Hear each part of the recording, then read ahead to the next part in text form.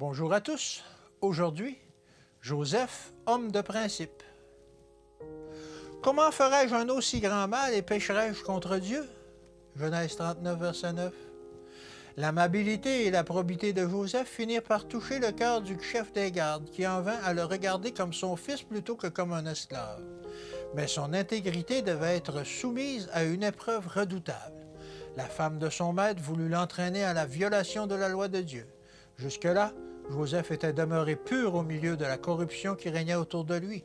Mais comment repousser une tentation aussi soudaine, aussi forte, aussi séduisante? Il savait quelle serait la conséquence de sa résistance.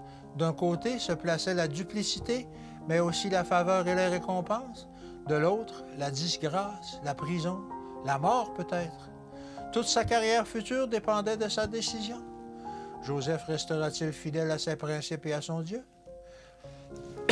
Les anges observent cette scène avec une inquiétude inexprimable.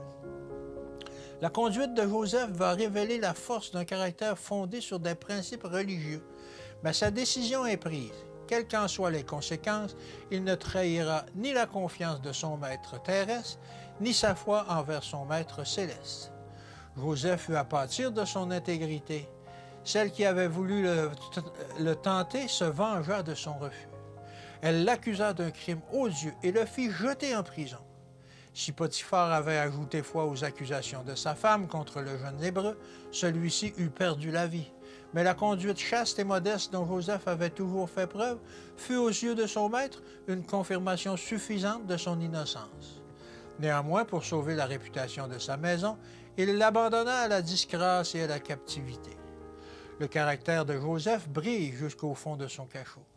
Si ses années de fidélité chez Potiphar ont été mal récompensées, il n'en est pas devenu aigri.